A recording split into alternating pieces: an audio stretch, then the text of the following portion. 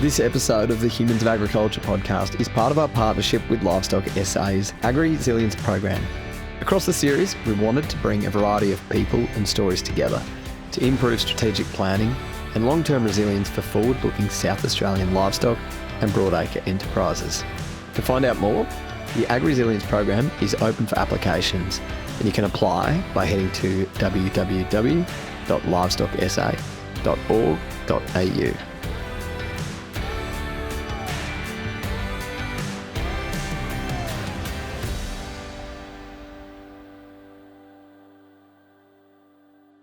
All right, let's roll into it, Alex. So I think, I love coming on farm first and foremost, just because get a bit of a farm tour. But looking around yours, I think what I read online, it was that you guys had 6,000 to 7,000 acres of cropping, turning over about 100,000 lambs a year. But going around meeting your team, there's no way that I can keep up with the names. You've got a very impressive operation here that you guys have got a bit happening. Thank you. Yeah, fairly diversified these days. We do have, there's no days the same around here. There's always something else going on. Plenty going on today. A couple of trucks are out picking up grain in Pinaroo. A couple of loads going to Loberthal. One's in Adelaide there's running around. We've got cementing concrete with 5 people shearing. Guys up doing firewood, putting guys out processing. There's trees being watered. There's the general 7 or 8 people running around doing the feedlot stuff. And hay mowing, trucks being fixed, and a couple of mechanics working at bits and pieces. So, yeah, a bit going on. Yeah, and just next door, we were having a look at your board. I love how you guys work in kind of a fortnightly view so you can see what's happening. But how many people have you got here and what does it take to run this business? Currently, the total staff are about 32 people on the books. They're not all full-time. We do have a lot of part-time people, a couple of days a week, 2 or 3 of them, but then also some school kids, 3 or 4 of them who do weekend rosters and then rock up here on school holidays and help out when they can, sort of thing as well. So I'll be 25. If you put it back to FTEs, be 25-ish maybe. God, it's enough happening. How do you stay across everything that's on? Organisation and that.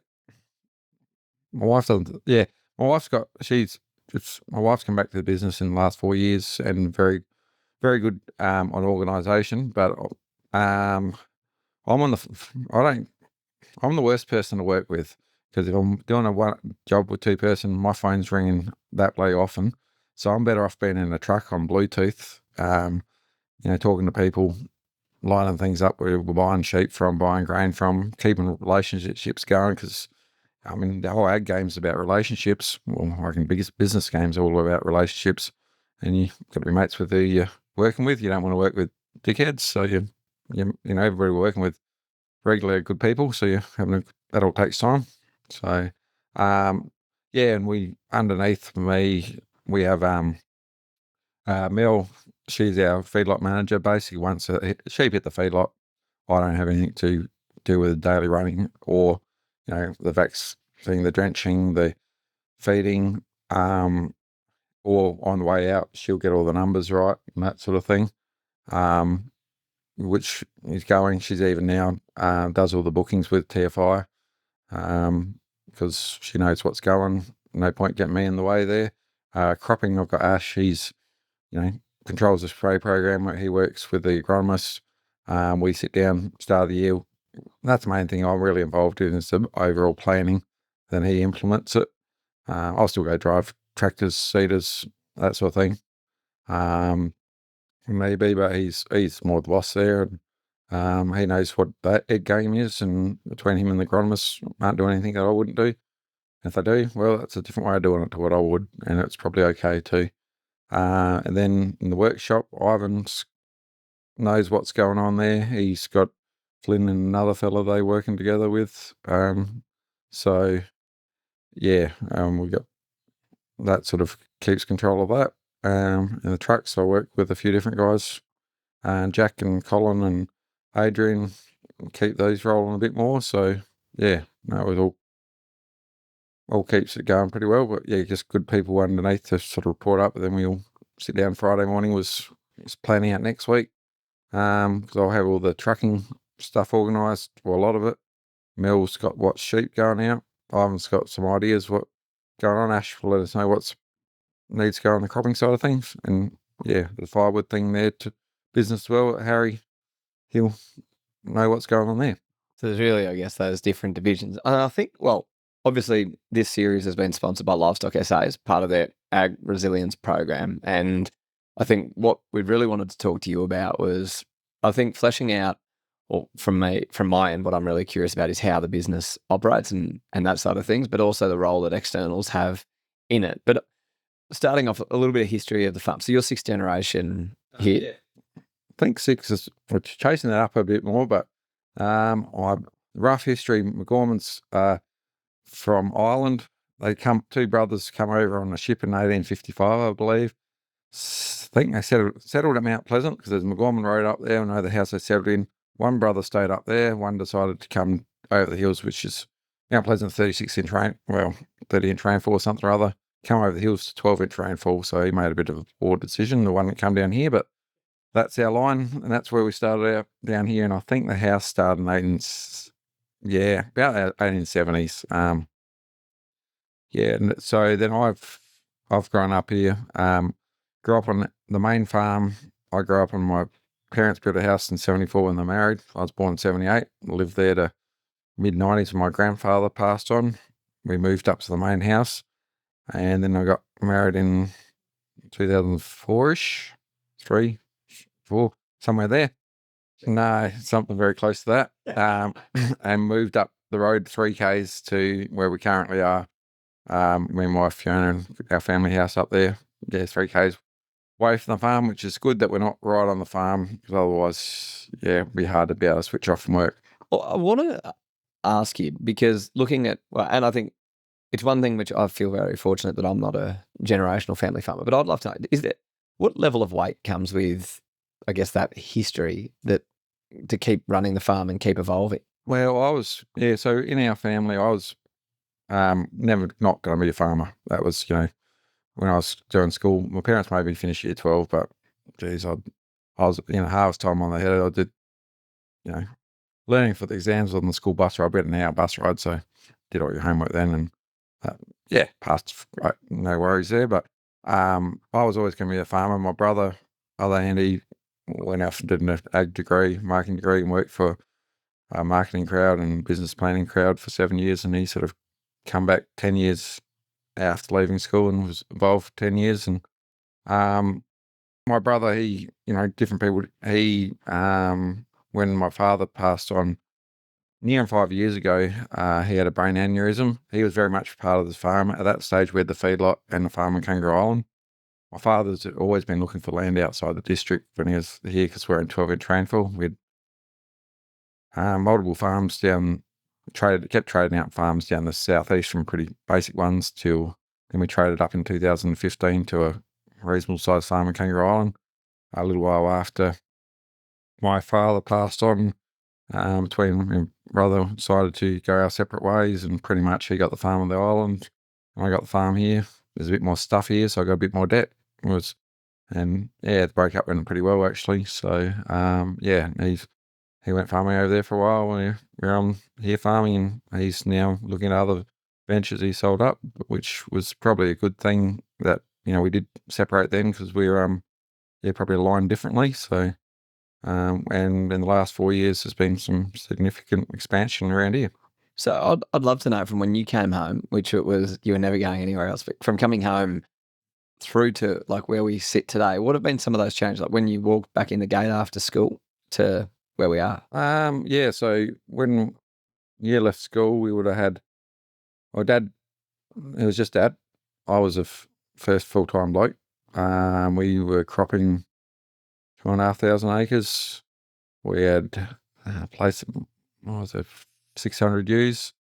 It was about that. My dad, he expanded the farm. My grandfather behind him, he was that generation, probably lived off when they had wealth. And sorry, Frank, McGorman, but you probably were a bit slacker than the other generations. Good bloke, maybe not the best farmer. I think might be the best story for old Frank, Grandpa Frank. But so our farm wasn't overly big. And that's we weren't that well off as kids. We didn't go without, but we certainly never anything flash But then saying, I reckon our generation, most people didn't have anything flash there either. So, so Dad, he was thinking outside, looking for opportunities outside the district because for rainfall. And then 2002, so was it 96, 2002, it was just me and Dad and maybe Harvest Casual. Then in 2002, we put on our first full-time employee. He was a trainee, Adam, good mate of us. He's actually living in the homestead at the moment. He works another job in them, quite a good paying mining related job. And, but he stayed with us for 7 years sort of thing. So that was and then the feedloading only started around that 2000 where my dad had some sheep. At that stage, I'm still, really 18 years old. You're worried about football, cricket and drinking as much rum as you can on the weekend. So I wasn't really, I was keen on tractor driving. So I guess I wasn't business orientated. I had done a trip to Canada, spent 3 months over there on a harvest. So I was more grain there, but we started feedlotting a few sheep and with mixing it by hand. The first couple of pens were just mixing in the additives physically by hand. I remember that. Did that for a couple of years of own sheep and just built a couple more pens and got going slowly there. And you say you weren't overly business orientated. So when did that start to change? When did you start to look at it from just going, this is kind of a job and whatever else, to growing it? Yeah, I'd think as you're maturing a bit more, it's probably mid-20s really. I always had a little bit of a trader sort of thing. So, I mean, I remember we did the on-farm training school and there was a head of the payphone. Well, I bought that real cheap and sold it 3 days later for double money. So I thought that, and that's, it's effectively what you're doing with trading sheep. We're adding value. We buy them low, add some value, sell them high. Buying grain, everything you're trying to buy low, but a low fair price that fair enough, you can buy it again next year because you don't want to just do it for 1 year. But it was probably mid-20s. And in that time we were involved in Mike Krause had benchmarking groups, and that was probably more that. Yeah, it might have been early 20s. Started getting more involved in those sort of things. Doing that. My mother was sort of the bookkeeper at the time. She died almost 10 years ago now. So in that time, so 10 years ago we started putting extra people on in office when she could no longer do it. She died of cancer, and a couple of years leading up to that we had to start putting people on in the office sort of thing. The trade side of things, has there been one, and maybe in those early years, that kind of defined it? Obviously the tractor or header trade at TAFE, but outside of, like, in the farm itself, is there a trade that you think really defines going, like, there's the idea, there's the model, let's now do that? Not in particularly, because with the sheep side of things, it's just about, it's consistency. Like, because we don't win in every lot of sheep.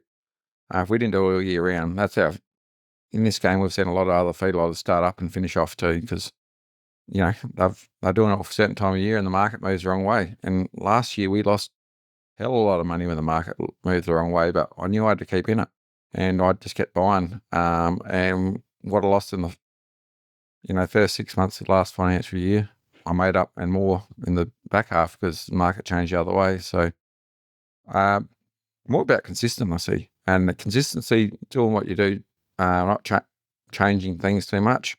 And, I look at two ways. If I'm buying sheep from farmers or agents on farm, which most of our sheep come through agents on farm, I did actually go in thinking I'd try to buy more direct, but the longer I go, you don't want to cut the agents out of it. Agents are very important to our business. I was paying them a commission, but now we don't because we're buying that many and we're just another good outlet.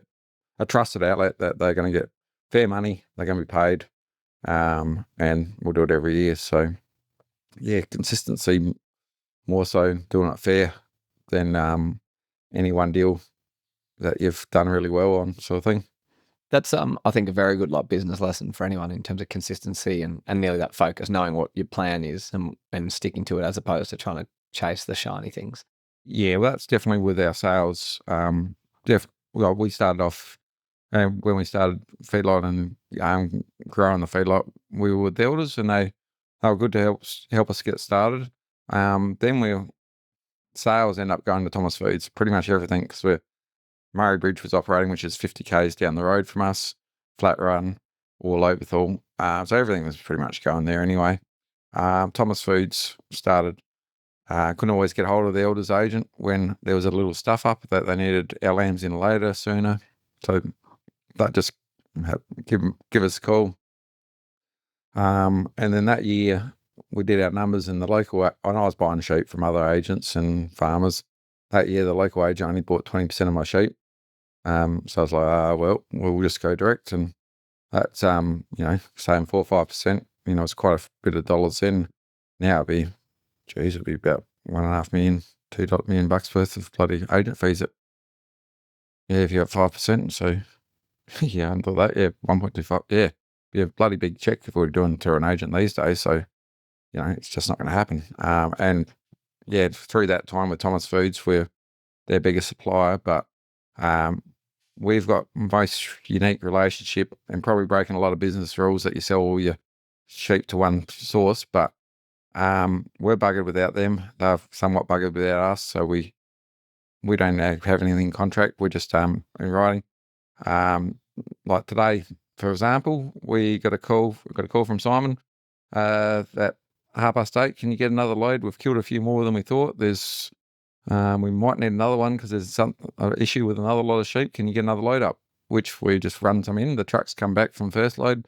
He's loading as we speak now to run another one up, and that's just what happens. And then last week they canned us for a couple of loads because they had problems with killing, and they've got a nightmare of a job trying to keep kill chains going, staff and everything working.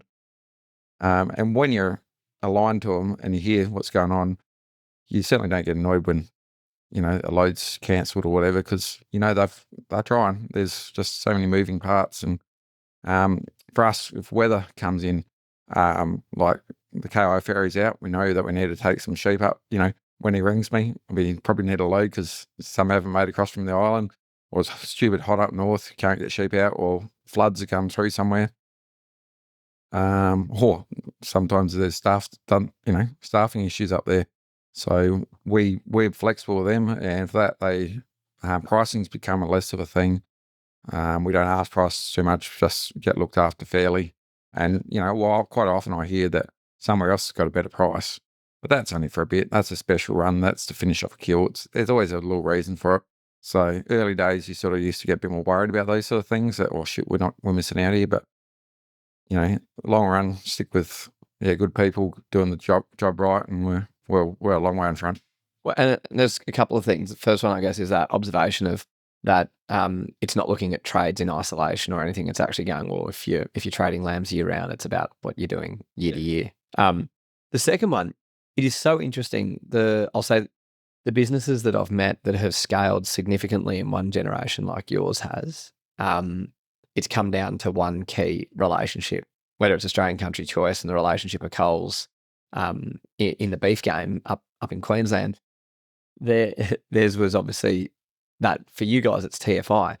And it's really interesting when it comes to, looking at a business from a throughput perspective, that one kind of key customer is, and that loyalty to that customer and not trying to chase the next thing is vitally important. Yeah, I know. We certainly wouldn't have been anywhere near we are if we were chasing around the countryside trying to swapping and changing for the best price. We couldn't do it. And really, what the real key thing for us is consistency. And through some of those tough times last year, we were still managing, when all abattoirs were booked up, we were still managing to get rid of our sheep pretty well. Where other people were sitting around for 3 weeks, and that's because we're loyal to them, they're loyal to us. We looking after each other. So yeah, that was pretty key. And we probably still lose the money down those times, but at least we're getting rid of the sheep, not burning, turning too big. And that was changed around pretty quick. And they did look after us the best they could as the price come down, which is greatly appreciated. So they've only got so much they can wiggle with their price, so we know that, and don't ask any more than that. We know they're constrained as well. Yeah. I really want to talk to you about the family boards thing, because I think for lots of our listeners, and that role of external help would be really beneficial. So I guess kind of how I see the conversation going for the next little bit is high level, talking about the business plan and the roles of externals and family boards, and then actually bringing it down into what your management style is to then obviously make your 25 odd 30 staff effective day to day to achieve that vision. But first and foremost, so family boards and external support, you guys have had that for quite some time, haven't you? Yeah, we have. When myself, my brother, and father were operating as a team, which it must be a dozen years or more. All of that, yeah, probably 15 years. Well, we started with Rural Directions as a family board. My brother actually worked for them and used the chief man there, which was good at the time. We had him for quite a few years. But we did find, because they were very rural focused, that basically we knew farming. Farming's, it's not rocket science. There's a fair bit to it, enough moving parts, but between me, my dad, and my brother, we knew farming. It was the business side we needed help with. So we started looking then off, interviewed a couple of guys, and through a friend, his business partner, we come across John Hood, who was, was currently chair of the Flinders Uni, been on Port Adelaide board, got her own business, and really dealt with bigger businesses, bigger turnovers, variety of business, and very, got his own accounting firm, and well-to-do bloke. He's got his head screwed on, and that's all, in the business world, that's what we're looking for. So his team that looks after us now is John, Leah, and Jade, and they're Leah and Jade are accountants under John in his. Well, actually, they bought into the team humanly as well. Yeah, so he's bought in. It was his business. It started off uni. He's bringing his good people into his team. So they've been with us through our session. They were you need smart people who underpay for professional advice, and through our session, me and my brother, they saved us a hell of a lot of money by doing it right. There's lots of little quirks, well above my head, but they've done it right. And we got out of that, not too bad, like as far as taxing and all that. So that was really good. We must have had them for 4 or 5, it'd be 10 years we've been with them now. So that's sort of then grown from them.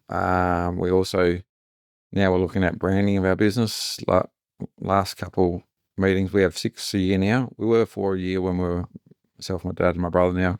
My wife Fiona's very much part of the business. And we thought, lost a bit of expertise with my dad and my brother at it. We should probably have more meetings a year. So we have 6, which has allowed us to bring in some business branding people. At the moment, we're looking at, how our brand is perceived and how, what we stand for, a vision of the business to put out to our employees, some more goals of the business sort of thing. So we're in the process of that. And now we're also using Leanne Hastings as a HR consultant. So, there's so many rules when you're employing people. So, got to have somebody who's all over that. And then the last lot of employing, she found the ads and that sort of thing. If we have to, run ads for people, she's been all over that as well. A few things I guess I want to, talk about. And so that initial, I guess, changeover going from this is what we think we need, and maybe did need at the time, at that point of changing who was involved in the family board. How, obviously, difficult decision because there's people and relationships involved, but how did you manage setting, especially those relationships of people you might bump into down the street to going, actually, for us as a business to get to the next level, this is what we need? Yeah, well, because we were growing a little, fairly well, hadn't not leaps and bounds, but um, yeah, well, we identified two people. One was just a bit more ag related, and John really fitted the bill in his team because yeah, good bloke first. Met him, liked him. You gotta like the people you do business with, and you know these, John Lee and Jade, they've become good friends of ours too. And they, we've gone to the point of Lamex was recently. They come along to Lamex for 3 days too. We paid for the tickets, and I don't think anybody else brought their accountants along to Lamex, but they got a lot out of it. And go back to 2018, we took John over to Perth. So yeah, they actually then feel like they're part of the Thornby team too. We're all on one page, and yeah, they're working for you for the business because we're all one big team there. And so that structure and I guess that one team working together, is that something that has come from them, or has that just been innately the family piece? I think that's 'cause they're good people. Like, yeah, overall they're good people, and then they're good, smart people, and who got expertise, in their own fields. Like Leah's very good in tax, and Jade's just very good in organising and all over everything. And John's a visionary fellow. He's the ideas man, that sort of thing. So yeah. And then, so I'm also very interested the family board. So, what is it that you guys? So going on, maybe those first, say, five. If we were to do it in lots of 5-year blocks, potentially first 5 years, what was the focus? Obviously, getting to now where you're talking about branding, but there's obviously been a real change in the business over that time. Yeah, well, the first 5 years, and probably that was back at the stage when we had a butcher shop too. My brother was very keen on. It's all related back to the farm, trying to sell our lamb. So we started off even farmers markets. That was more his idea, but it was trying to get our lamb out there. And then thought, well, that's a bit low key. Let's buy a butcher shop, and we might be able to do a bit more of that. So that came into it a lot. We're trying to start off something we didn't know. So there's a lot more talking about that, which, went okay for a couple of years, but, running a small scale butcher shop's for a butcher, really. But anyway, we learned a lot about the meat industry. Yeah, like trying to think back to those days. We run a, like here, we got an agenda that's sent out, first to us, but thinking more these days how we do it, but would have been the same. We had an agenda. If we had any items, like, because especially those days when that was me, my dad and my brother, if one of us wanted to bring up something, you might bring it up there. That was probably more the point. Like, if we had an idea for whatever, or that, it was the neutral place to bring up an idea, or if there was a problem. Sometimes it was a bit of a mediators meeting as well, on how things were going. So I think maybe looking back, because we had different people and different people's stages of life. And my mother, when she was involved, which my mother was very risk averse, so she held the purse strings a bit there early days. So yeah, it was probably more about a mediation meeting to have family discussions on where we're going than these days when it's me and Fiona. We're talking about things anyway. Now it's probably more high level meetings. We're probably achieving more these days. Yeah, this is the first time I thought about it this way, but because of we're not having that family dynamic there. Yeah, it really has evolved to the professional. It's no longer family relationships and emotions potentially coming to the table. It's the business. Yeah, and that's just because the way we are now. Like, it's me and Fiona, the key business when we had, and especially when at one stage we had mum, dad, Fiona, Paul and Kimberly, all around. There's you get that many people around, and there's family dynamics going. It's probably didn't achieve as much business related things, maybe, as we might have now when we're there. We've got an agenda. First thing, safety share straight up. We go through.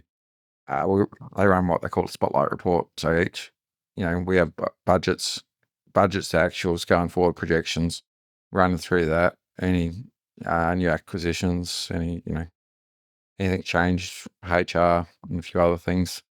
Our standard items on meetings, and just 3-hour meetings.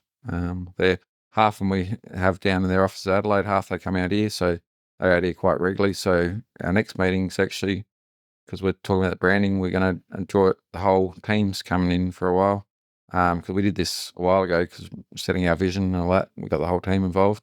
Is it the whole? Yeah, the whole team. Yeah, we'll go out in the shearing shed there, and we'll go and have a meeting with the whole team, sort of thing. So so we've done that a couple of times. When there's something, I'm not the only one with good ideas. There's a lot of other blokes got good ideas and ladies got good ideas. So, a lot of smart people we employ, why not use their ideas too? Yep. And one thing, and I guess I have lots of conversations with people inside and outside of agriculture. One trend I'd say I'm seeing with younger people who are running their businesses is this like increased transparency. So they just show kind of books and all to their team and talk about everything kind of openly. Is that something you guys have incorporated or not? We do. Pretty simple. We're going to turn a lot over. If you're doing 130,000 lambs a year, well, $200 is did the sums on that pretty quick. So it's nothing we're hiding. And they know. Yeah, and I guess the cropping guys or that, why can't we buy new equipment? Well, we're not making any money out of cropping, so not going to be spending too much here. And so no, and I shared kill sheets with the team all the time.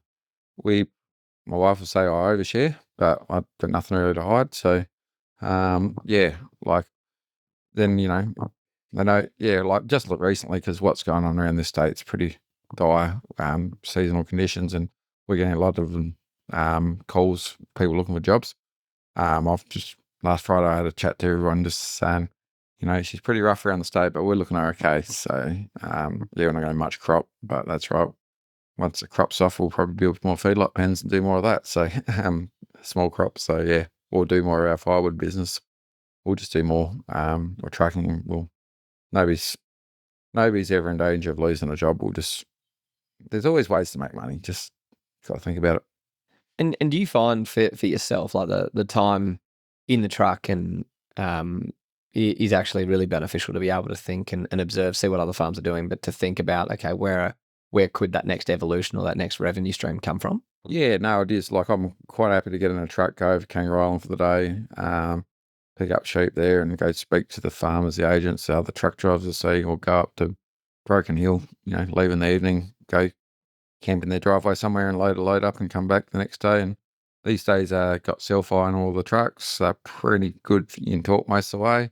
I listen to a fair few podcasts, but most of the time lately I seem to be on the phone the whole way. So, but no, I was used to. That's right. There's quiet areas before that. The hay plain, you never used to be able to talk. Now I can talk plus across the hay plain. I'm certainly not stressed about spending a day in a truck or that sort of thing, but just try not to spend too many nights away from home. But we do share it. Well, and that's what I try to do with truck drivers too. We don't do heaps of away nights. We just share it around a bit. So. And for you as a business, like when you're looking into the future and planning for the future, do you do it over a 3-year period, 5-year period? How do you kind of look at that? We did actually, one thing back when my brother and dad was involved, we did do a goal setting day there. So we had our we had our 5-year goals, and a few of them, like the numbers in the feedlot and the cropping acreage and the money we're taking home, we knocked all them out. But then my breeding use, because we split our operation on. Didn't get that one, but I got every other ones. But so that was good, and we're actually looking at doing another. Well, we're working with our vision and that sort of stuff at the moment. So, and then we'll probably set some actual hard figure goals of trying to up our cropping acres or number of trucks or how many sheep through the feedlot sort of thing, or I would turnover.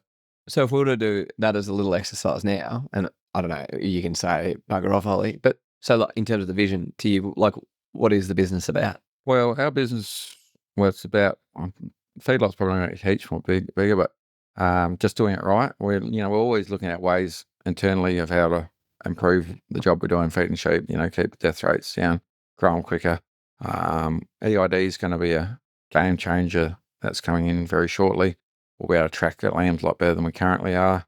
There's definitely a lot of work that can be done, which is going to be work in the office more so than work outside. Cropping, we're a bit limited here between the hills and the river of how much good cropping land there is. So my son's more interested in cropping, so we'll probably look to expand the cropping in the near future. Trucks, my younger son's pretty keen on trucks, so we'll probably look to not just do our own, do maybe a bit for others. Not this coming year, it's going to be a bit quiet, but in the near future. And the firewood business, we are, and yep, another fella out there, so that business is going to increase. So yeah, and I'm not sure what else we can do, but there might be something. And for you personally, like why are you involved in it day to day, like yourself and Fiona? Really enjoy it, really do. But we've got a really good team. We actually had 3.5 weeks end of June to mid-July, went over to US, drove one side to the other, and that was have the big family holiday because the oldest lad's 17, he might not want to come for a big family holiday soon. So 2 weeks in, things were running that well at home. We were actually considering staying a bit longer because the team that we got, they seem to be invested in it as well. Like Mel runs a very tight ship in the feedlot, and Ash Croppin's all over it, and and the rest of the people all the same. So we day-to-day running, I don't need to be out there doing stuff. A few phone, the US wasn't too hard to make a few phone calls here and there. So really enjoy what we do. And when it comes to people who are like successful within your team, like what are the characteristics? If I was to walk up the driveway, what would you be looking for in me? Friendly. If you're a friendly person, that normally helps, and hardworking. And I believe ag is somehow naturally born into you, but it doesn't matter where you come from. We've got 3 or 4, quite a few people who, especially young ones, I don't know how they get ag in their blood. And when they come out the city or come out towns that had nothing to do with ag, but they're all over it. As soon as they're exposed to it at all, they're born farmers. And I don't know, somehow people born in the city can be born farmers too. We've got a lot of the young ones that come, with no background of ag, somehow knew something or wanted to be, I could find like the SA Sheep Expo or the school weather team or the school cattle team, those kids that have got keen on that. You hear they've done that. So, that's a really good thing. Look for what they've done. Sometimes I'll say that's in their breeding, know their parents or whatever, that they're hard workers. We've got a few like that. So, we've got people with lots of different backgrounds here. Yeah, and interestingly, on the livestock and feedlot side, majority female too. Yeah, we've got going back 7 or 8 years ago, there's hardly only a couple of females when we started employing extras. Before we actually brought a lunchroom, we had 3 other people working here. None of them, we're doing a bit of fair bit of feedlot in there. We had the lunchroom inside, and there were 4 blokes, myself, my dad, and brother. But now, the feedlot team's really, the full-time feedlot team's all girls. Mel leads them. They've got Bree, Taylor, and Georgia, who, if one, okay, we're taking it in turn. When Mel's away, she puts one of them in charge because they all 3 of them can do equally as well. So I've got 4 managers there if I wanted. Like they're up to that level, and a couple other younger ones who started under that. We're very fortunate, and none of those girls were born to farming either.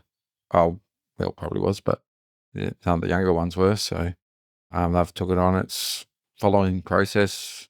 And they know what to do as well as anyone. When I go out in the sheep yards, I go out and help. I don't make the rules. So I'll ask those 20-year-old girls, what am I doing? So I think they know what they're doing better than I do out there. So you just need to get into your spot and help out. Yeah, I do, because I know what mob's coming in, what needs drafts, and what's been what. And I just got to buy the sheep, relationships with all the buyers, organise them that they don't all come in on one day. that sort of thing. Mel, she organises the numbers out with the buyers there. I don't need to get in the way there. Yeah, we've streamlined the operation pretty well. It takes my focus away from all that. They're doing that job as better than I could. So, well, yeah, and I think girls generally have a better eye than details than blokes. Blokes are pretty good at walking past shit, seeing problems. They got more care generally for sheep. So it's just, and on the last few years, every time we've advertised for a trainee in the sheep feedlot, it's been girls who's been applying. So they've been the ones getting the jobs. For people who are looking to make that transition into people management, what do you reckon it is? Like, what are the characteristics of, like, say, a good manager, and then of like a future manager coming through too, that make them really capable and competent? Oh, I relate back to a couple of mates of mine who, when they do things, they've got to do it their way, one way of doing it. I'm happy for the job to get done well, but however you want to do it, if they do it slightly different, that doesn't bother me. So yeah, I'm a bit flexy there. I probably don't stress as much when things are not right, as they should be, yeah, because you're always going to have problems with people, or perceived problems because they don't do it the same way as you do, or maybe their work ethics. We have people on this team with different work ethics. We know there's guys who are going to leave shortly after 5, and there's guys who'll be hanging around and helping out longer. That's, people are different. So, you don't expect as much out of one person or other, but, guys hanging around more, well, he's getting paid more because he's around here. So, yeah, I'll make sure we pay by the hour, not by the K or anything like that, because I want to see people rewarded for the time they do rather than, any other way, or salary, because that can be very, other ways. Because, our truck drivers and the guys who do the big hours can actually earn some very good money. Here, they're all on a good fair wicket. We always pay above award wage, but not through the roof. But, if they're willing to work and do the hours, they make some pretty good money. So, And come and be part of something which seems like a pretty good business and team to be part of. yeah, and like we all always talking to, when we're making decisions on machinery and that, sometimes I'll actually just send off my latest one guys to go buy a truck. Well, I'll send her to the market to go buy sheep these days. The Mount Pleasant market with the help of the team up there, and it's trusting people, which is harder to do. It's harder for some personalities to do than others. My mother, I don't think she would have been ever able to cope with what we're doing now. Yeah. Sort of thing. So, with people and that sort of thing. So when you look ahead and kind of into the future, what are those goals for you, say, in the next 5 to 10 years? Well, I'm really keen to get my sons involved, like Flynn's. He's here as a diesel mechanic, but then, through Lamex this year, there was people come over from the US, made friends. He's going to go work on their farm next year for April to October. It's the plan. The youngest lad, he's really keen to be involved. My middle one does not want to be involved. He'll tell you that straight away, but that's each their own, which is fine. So yeah, and just growing the business, not necessarily knowing exactly where we want to grow the business either, because something will change, but we know we can't in this environment. We're not going to crop 20,000 acres around this part of the world here. It's a bit too risky and overpriced land. So, because our location, Adelaide, we get a lot of hobby farmers buying in, which we might share farm for them and do, which we do. We share farm a lot for those sort of people. So, which is all good. And when we're driving around, you said that you guys had had average seasons since 2016 or 2018 or so, 26. So quite some time. What are you noticing changes in the environment and the way you guys are farming? Like, is it changing? I don't know if with climate change, when you look at some longer term grasses, periods that it's been dry for different areas, I think, and when you missed out because you missed a thunderstorm or something like an area, well, that's just a bit of bad luck, isn't it? No, I think it probably is a bit like, because, we're on the edge of Goyder's line. It's not very far away. And the guys who are cropping near the edge of that, years ago in the 80s, 70s, 80s, early, they did all right. But the guys right on the edge here, they've been getting nothing at all for a long time. It's really tough there. But I think we just had a bit of a bad run, and we're getting, we only had, I believe, under 4 inches for the year, but I've got crops that'll go between, depends on soil type, and there was one thunderstorm come through, so that probably would have had more than 4 inches there. Maybe 10 to 15 bags. Like some barley's really good to go a few k's away. We showed that photo of a crop that's just burned out to nothing. So, but yeah, I mean, farming, the guys who do it right, which is, it's just prescriptive, these days it's pretty simple. Keep your summer weeds, minimum, keep them to a minimum, get your crop in early, feed it when it needs feeding, keep your weeds under control. If you do all that, you're going to get something. The guys who, old school farmers who waited around for a break and that sort of thing, well, they're going to end up with nothing. We're going to end up with something. So it's, and there's lots, that's any good area. It's pretty much croppings. There's a recipe for it now. We'll, direct drill, we'll go get your rotations right. We all, good ones, we're all growing lupins, lentils, canola, vetch, those sort of things, and your break crops, and still struggling to find out which one is the best option in this low rainfall, but lentils are starting to become a bigger thing here. If they can become really profitable in a good year, but we've only been trying them in the crap ones, so haven't yet had a win, but one day we will. Yeah. I've probably got, maybe only one or two questions left. Is there anything that you, I guess firstly, is there anything that you really want to talk about at this stage that we haven't covered? No, I just think like ag's a great industry and lots of good people. And it's a small industry too. Like if I did anything dodgy, like ripping somebody off somewhere, it's going to come back to bite you. So, it's very much a trust industry. Yeah. So no, it's, I think it's the way business should be done. Like, I think we do a lot, figures we deal with these days with farming.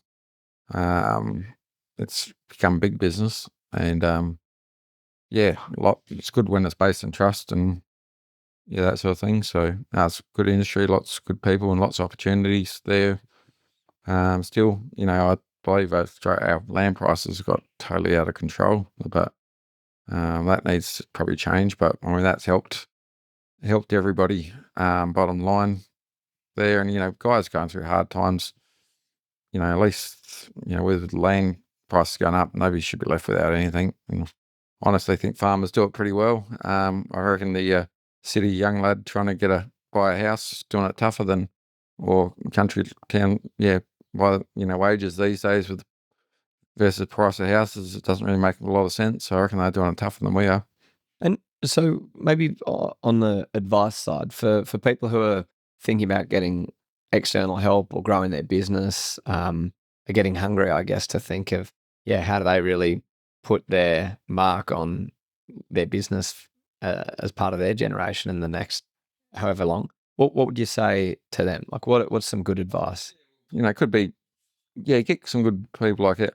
I think a lot of people just got their accountant that they go to once a year to get their tax returns done, and he's good enough. But you're not really going to get any advice from just a basic accountant. He's just a tax accountant, really. Like that, there's a lot of basic tax accounting there. That's fine for a real small business, but if you're trying, a generational farm, you sometimes need, as a younger farmer and your dad's involved, he might have done it all the way. This is how we do it.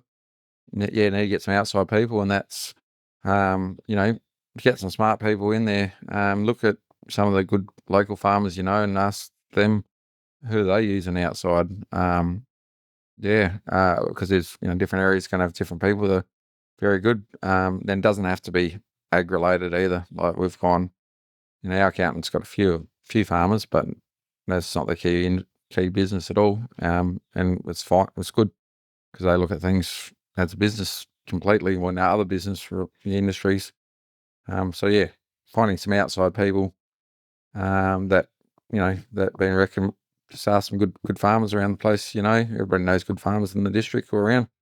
And how they maybe did their succession, or who they talk to, especially if you're a young bloke or lady wanting to, make your stamp on your family farm, and you might have an old man or mother, this is how we do it. But there are better ways of doing it, and, progressive ways of doing things, and plenty of opportunities. Yeah.